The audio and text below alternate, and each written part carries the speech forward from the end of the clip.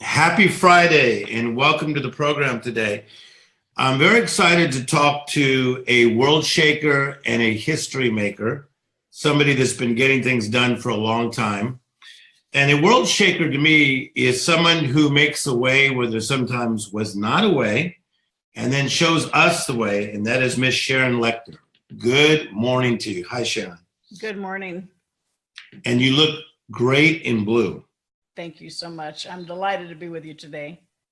So many things we can say about you. You know, obviously you're an entrepreneur, an author. We know you so well from the Rich Dad, Poor Dad series, and then also from everything you've done with Think and Grow Rich. But what I'd like to do before we dive into the success of all those things, okay? When you were, let's say, in middle school, what was Sharon dreaming about doing? Well, that's easy. In middle school, I was dreaming about going to Florida State University and becoming a math teacher because I loved my math. And I remember my 8th grade English teacher said, "No, you're going to become a writer." And I just poo-pooed her. And I said, "No, I'm into math and science." And so that kind of stuck with me. But yeah, Mrs. Bosch, my 8th grade English teacher said, "No, you're going to be a writer." So that's very interesting. So even at that age, were you already thinking ahead? Well, I really, I've written all my life, but it was not ever something that was on my bucket list to do. I was always, I got out of college with an accounting degree, started as a CPA, and even within my first few years as a practicing CPA, I was helping write training manuals. And so it was just kind of been part of the evolution. And I got into writing because my own children didn't like to read. And that's why I started the Talking Book Company with a friend of mine. So it just kind of evolved. I'm going to be excited to talk about some projects you're doing now in just a few moments. But if you can help us a little bit, I think so many times people have a promise of something that they want to do. And then you're amazing at teaching the principles of how to get there. And then you have the problem stage. And you see so many people who have the promise, but they do not lay down the principles, and I don't think they have the tools to get through the problem. So how would you see that? How does one, and why should one really learn the principles, whether it be financial principles, marriage principles? Why are principles so important? Well, they're guideposts and they're guidelines for life. And I think what happens is, we have, as children, we are very creative and curious, and we go to school and we start learning conformity. And that conformity sometimes knocks that creativity and curiosity out of us. And we get a job, we get a career, we get comfortable, and then we get complacent. And then all of a sudden we have a crisis in our life, and we find ourselves in chaos, and we don't get out of it unless we come back to curiosity and creativity. But some of the times, where we can go along and fear just raises up and stops us. Fear either paralyzes us or motivates us. And I think it really paralyzes many of us. And it keeps us from stepping outside our comfort zone and doing what we need to get past that fear. And as such, we kind of hide away and don't do things that can help us go to the next level. That's why we need to reach outside of ourselves and learn those principles for people who have been successful, that want to share the steps. So good. So if I'm watching you from the outside, Sharon, you seem very systematic, but yet you're talking about being creative at the same time, which you obviously are, okay? So the systematic side of you, do you think that's more innate or is that learned? Well, I love that question, Tim, because it was in my 30s when I took this, we all take all these assessment tests, and I took something called the Colby Index. Of course, yeah. It taught me that my natural cognitive ability was that of an entrepreneur. And I thought I was kind of schizophrenic all my life because I had this conservative side, the accountant side, and then I had the entrepreneur, and sometimes they don't agree. And it helped me realize that my natural thought process was that of the innovator entrepreneur, and yet systematically was learned what I cognitively did by going to school to become an accountant. And so it helped clear a lot of things up for me. But yes, I have both sides happening all the time. I love it. So we're talking to Sharon Lechter, world shaker, world renowned, not just USA.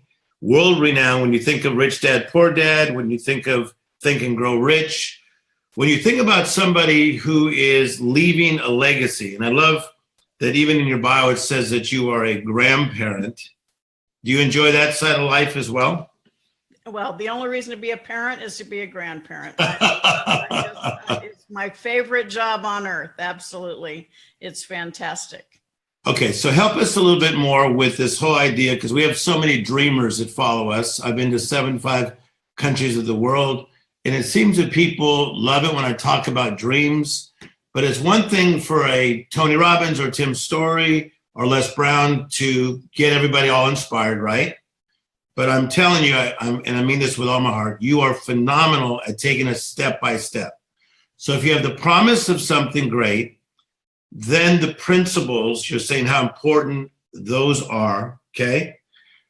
Problems will always arise. Is this correct? Oh, absolutely. Absolutely. In fact, I love one of the phrases I heard you say, and I'm sure you say it a lot, is life kicks the shout out of you. Yes. We have something happen in our life and we just end up putting our life in neutral. And I'm sure are not aware that 5.5 years ago, I lost my youngest son. I don't know this. It took everything out of me. And even though I stayed busy, I wasn't the proactive driving person that I'd been my entire career. I was just kind of like on autopilot and became very reactive instead of proactive. And it was just in the last year, I decided maybe I should retire because I wasn't getting that I wasn't feeding myself. And I had a little pushback from my family and my friends. And I realized I had to get back into the driving seat. And that's my whole new brand of the Play Big movement, is really me playing big again and wanting to get out there and touch as many lives as I can with those steps you're talking about. Because what happens is we do have dreams, and then people tell us to have that BHAG, that big, hairy, audacious goal. Right. But then we get frustrated. And so I talk about little wins. You have that BHAG, have that big goal, but then set benchmarks along the way that are more achievable, and start getting small ones. And that starts building your self-confidence, because it's not just fear we have, it's a lack of self-confidence. And that's what we have to start building. And that's some part of that comes from surrounding yourself with people who want you and to support you and to succeed. Yes. Okay. So let's talk, Sharon, a little bit about this life interruptions that come. Mm-hmm. So, life interruptions could be a relationship challenge. Maybe someone goes through a divorce, or they find out they have an illness. In this case, your son passing. So I say it this way. There are things in life that we would have never ordered from Life's Diner. So we don't go to Life's Diner and order an illness or a divorce or somebody passing, but yet it shows up at our table. Okay. Mm-hmm. And so with a life interruption, how can one deal with that? And I'm asking you more from your experience, because what I'm getting from you, Sharon, which is so amazing, is we have a lot of entrepreneurs that are in their 30s and their 40s and they're gung-ho, and they haven't taken some hits like you have or I have. And I think sometimes they see us and it just looks like it's real glittery and gold, but we have had life interruptions. Okay. How can one handle a life interruption? Well, you can't change the past. We all are where we are today because of choices we made before today. And so all you can do is change how you react to things today and the choices that you make going forward. And when something happens, as you call it, a life interruption, yes, it is natural, normal to grieve. It also is at the time when I needed my faith the strongest to say, okay, you're not supposed to live longer than your children, and reaching to that faith and having that opportunity to realize that there is a bigger plan, and you have to put your trust and faith in that bigger plan. But also, on a practical nature, it's like, okay, this is the worst that can happen, or is there worse? Put yourself in that position and say, it's up from here. So we all fall down. We just need to get back up. I love it. And as you're saying, it really is a series of choices. And I think that in some of my darkest moments of things happening, I think of going through a divorce here I am, I'm such a positive person. I'm married into an amazing family. My ex-wife is a college professor. I'm like, how could this happen? And it was amazing because I felt such shame and such guilt. And Sharon, it was wild. I was like, I was sitting down on the inside privately, but yet I still had to go speak to, 1,000, 2,000 people. Yep. I know that well. It's a difficult place to be, isn't it? Mm-hmm. You have to, and I think this, it sounds rough, but it really is. You have to compartmentalize. And, for me, for every day, it was like, what's good for Sharon? What's good? Am I still making an impact? And I would put my big girl pants on and get out there and do what I knew I needed to do. And it also really helped me get through my grief, because had I not had that continuing opportunity to continue serving, yes, and to serve those around me, because that serving others is what fed me during that horrible grief. And so many times people that go through that type of interruption in their life, whether it be the loss of a loved one or even maybe financial distress or a divorce, you hide away and you let that fear and that anger and that shame and that guilt eat away at you physically and mentally. yes. And yes. then the longer you allow that to happen, the harder and longer it is to get out of it. And yes. so, having those people around you who care about you, and maybe you fight them for a while because you want to wallow in the pain. I certainly know I did, but I had a tremendous support system of friends and family who were just there with me, me through it. And so don't allow yourself to hide too long, because you're still here for a reason. You're here, you have an opportunity, and you also have a responsibility. Someone out there can learn from you. Yes. The horrible pain that you've been through, Tim, the pain that I've been through, what I've learned in these last few months. Yes. I didn't really want to talk about it too much. I certainly didn't want anybody to think I was trying to get a benefit from sharing my pain. And then to see the response that I've had from people when I've been vulnerable, and shared that, and realized that by being that vulnerable and sharing those deep, dark times, that I'm really helping other people find the light and find the courage to step into it. I love it. We're talking to Sharon Lechter, best-selling author, entrepreneur, world shaker, no doubt about that. And tell us about, all you that are watching us right now on Facebook and also on Instagram. What is a life interruption that you've been through, for those you that are watching? And then make sure and share. Our numbers have been through the roof, you rascals. Thank you for watching what we're doing. Let's take this over 200,000 today and change a lot of people's lives. So Sharon, you have the promise of great things, and we have the principles. If we can go through this for a minute. You have that problem stage, then you have prosperity. Tell me what it feels like to actually have some of your dreams come true. What's the feeling? Tell me the feeling. Well, sometimes the feeling is like you're here, and then you go, well, what's next? A lot of people, and what happens is, Napoleon Hill in the book Outwitting the Devil that I had the honor to bring out talks about different types of fear. And the fear of failure, of course, fear of lack of money, fear of poverty, fear of criticism, fear of loss of love.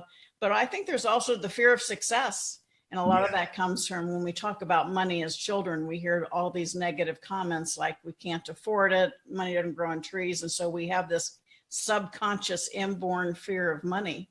And so we're afraid we're never going to have enough. And then when we get it, we're afraid we're going to lose it. And so when you achieve a certain level of success, it's time to start thinking about, all right, so I'm successful. Am I significant?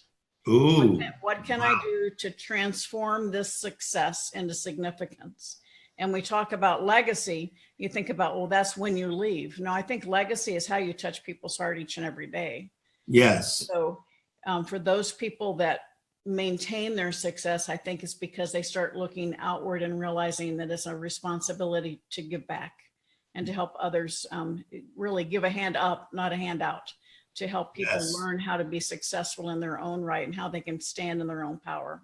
Can I ask you a question? How much do you talk about success and significance? Because I think that's so important.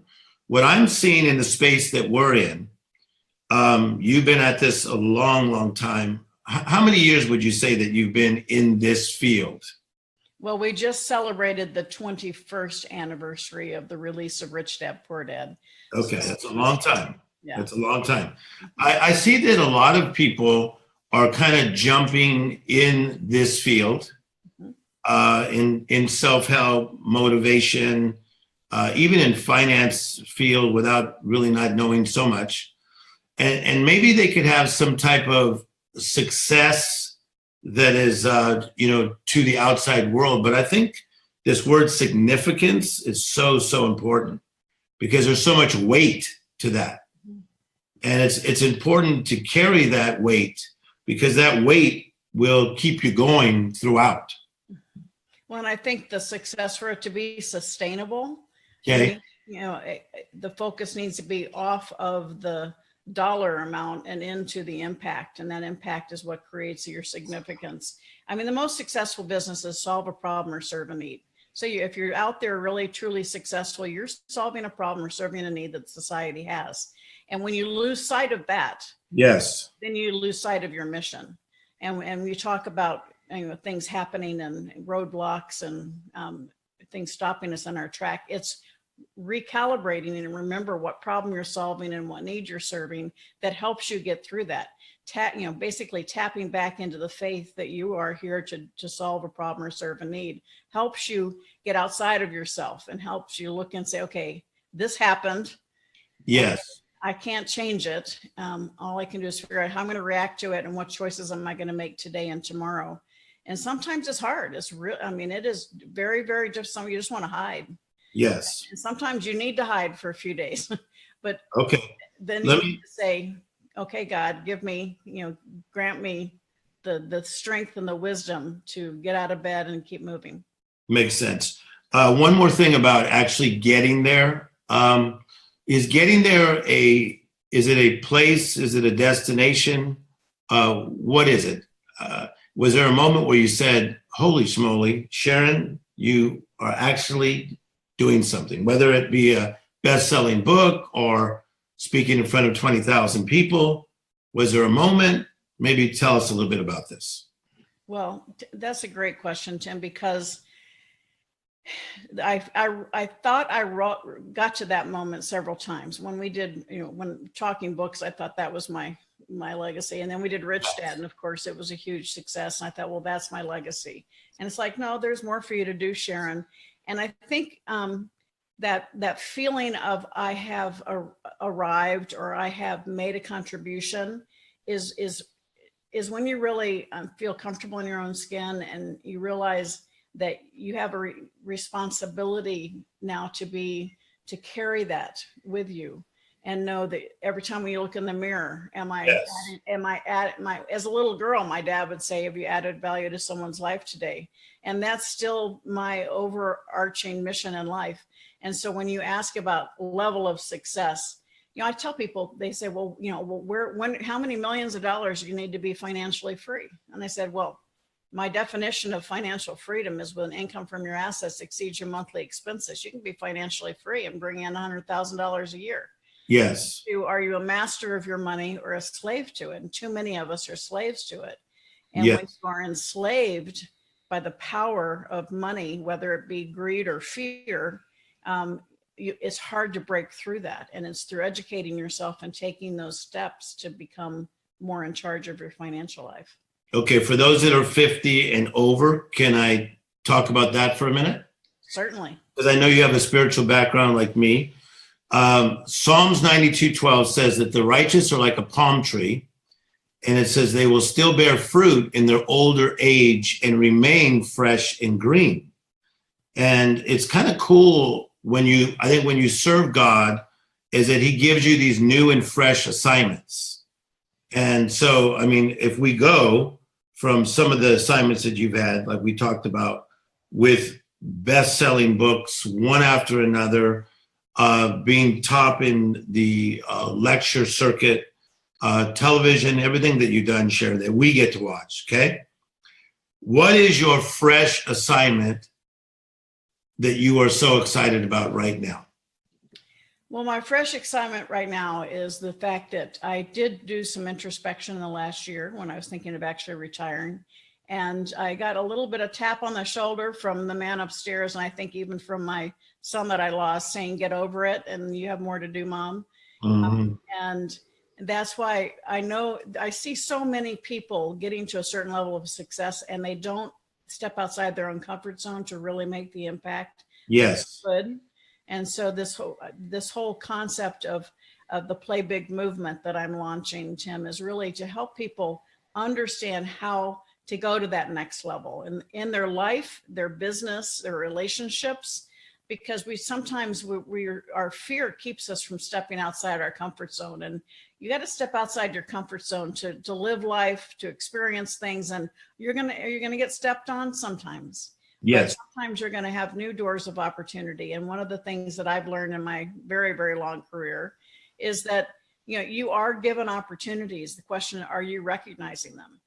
And sometimes you have to close one door in your life for other doors to open, because we get ourselves so wrapped up in the now that we don't see what's possible in the future.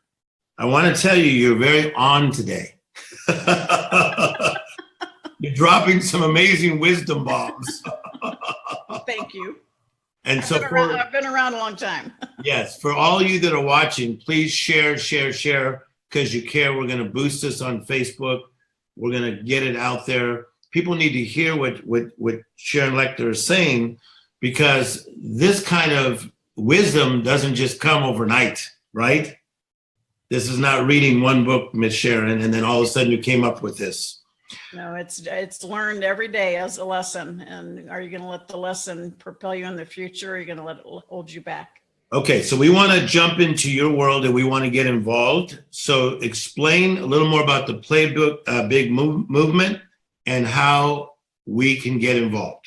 Well, thank you very much. Yes, I have my website is SharonLechter.com. I'm pretty easy to find. I'm in Facebook, author Sharon Lechter, LinkedIn, Instagram. So we'll be right next to you, Tim, promoting this as well. And I invite all of you to, if you reach out to us, you can write me at info@Sharon Lechter. The Play Big movement is something that you can join right now. We have a private Facebook page, and it's something that we are there to support each other. Because yes, it really is, business is a team sport. So today is a world of collaboration, and the power of association is strong, which is why I'm so thrilled to be collaborating with you, Tim, because I think when we support each other, it's 1 + 1 is not 2, it's 11. And, yes. We're here to support you as well. And each and every one of you, we do this, Tim and I, because we have a burning desire to serve. Truly.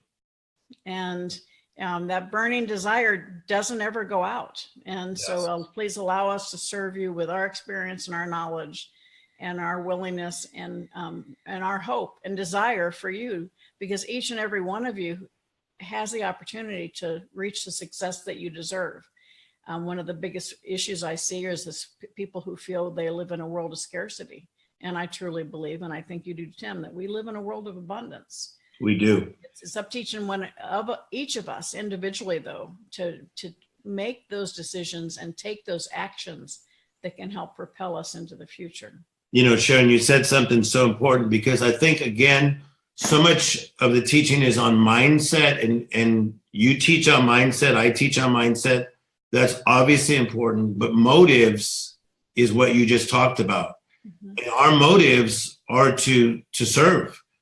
I remember, I come from the world of seminary, and my doctorate's in world religion. And I remember the first time I got what they called an honorarium for speaking at a church. And I'm like, no, I don't want the money. It was a wild thing, because I really did it because I really cared. And, to do what we've done, as long as we've done it, some of the blessings that have come back have been good, because we've been able to do nice things for our families, right? But you're right. It comes back to servanthood. And I think, that's never going to end for either of us. But you also made a comment a little earlier about a lot of people are getting into this space. Yes. And so, I really want those of you that are watching and listening to this.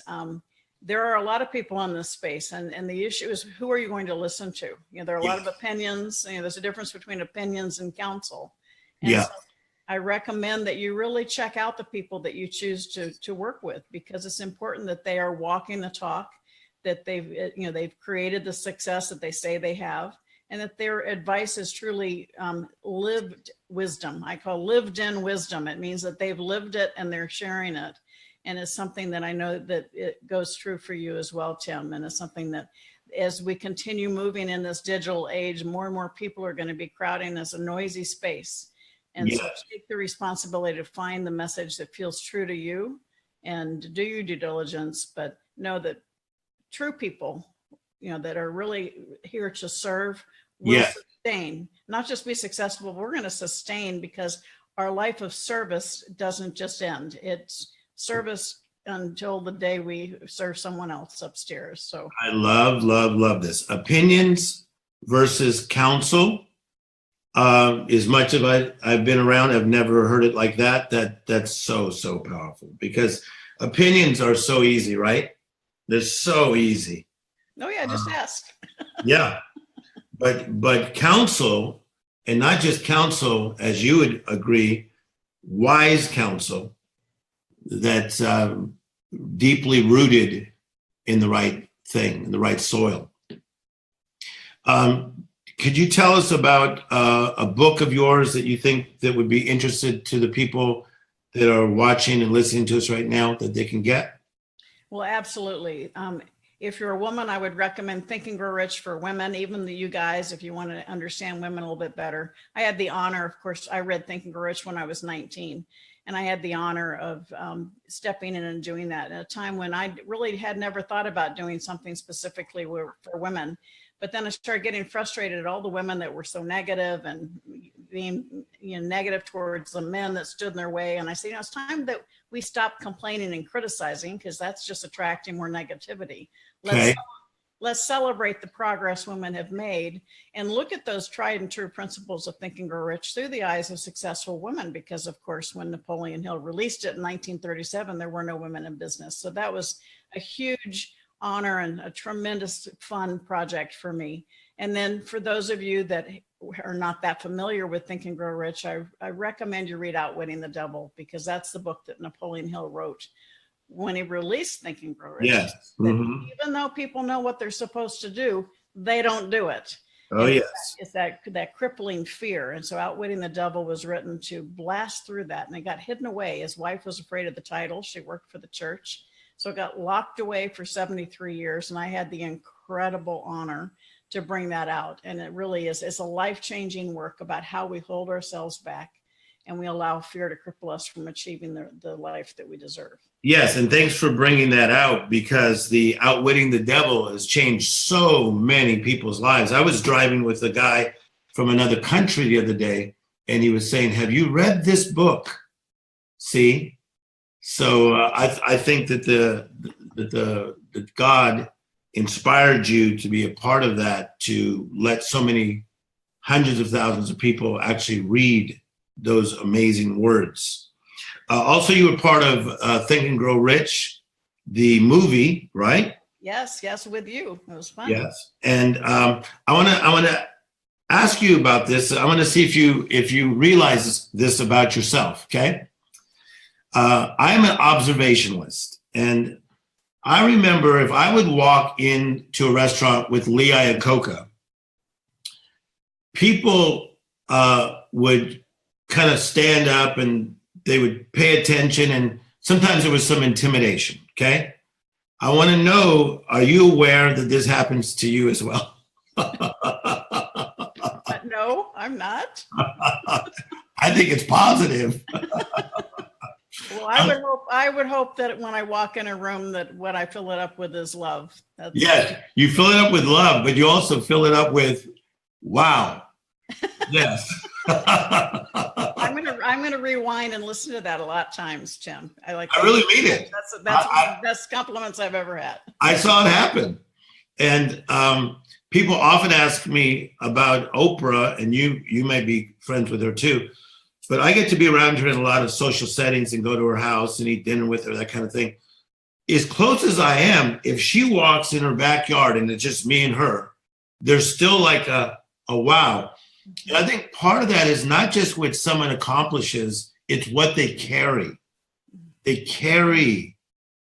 It's like, in a biblical way, I would say it's like an anointing or a mantle, but also the carrier of wisdom. So, Sharon, thank you for being a carrier of wisdom. Well, what a wonderful compliment. I thank you. And what a tremendous opportunity for someone to be comparing me with Oprah is amazing. So I appreciate that. But I do know you talk about the two of us serving. Certainly, she's a woman of service as well. So it's been. Okay, I'd like to take 5 more minutes with you. Okay. What is one of your pet peeves? Is it people being late? Is it lazy people, grouchy people? Any kind of disrespect. We're all on this earth together, and the dismissal, when so many people dismiss others, and whether it be the waiter or the doorman or the valet, they are all in this world. They put their pants on the same way everybody else does, and they have an opportunity to create success in their life. And I think that is the lack of respect and just dismissing other people is my biggest pet peeve. Second question. If you have a setback, can you really have a comeback? I absolutely believe that when you have a setback, it is a learning opportunity. I don't use the word failure, mistake. I use it as a learning opportunity.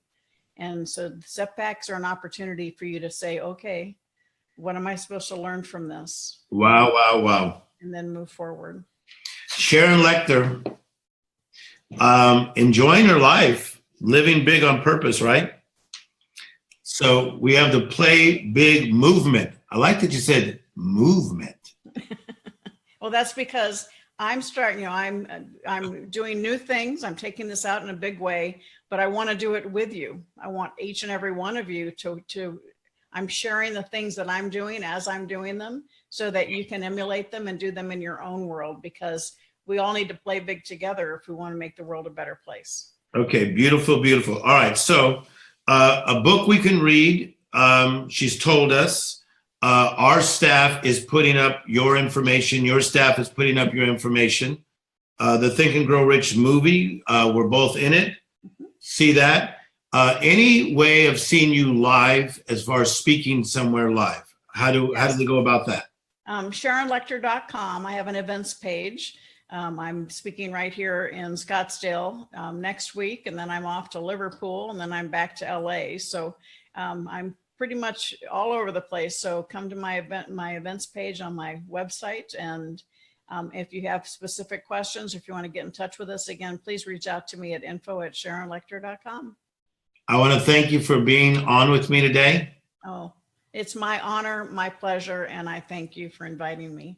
And I look forward to seeing you in person and joining forces, as you were saying, and just continuing to change more people's lives. Well, thank you so much. And thank you for all that you do. I look forward to the next opportunity to be with you. Thank you very much. This has been WorldShakers, talking to Sharon Lechter. We have all the information there about her life and what she's doing. And I like to end with this. You may not be what you want to be, but thank God you're not what you used to be. Just keep on pressing forward.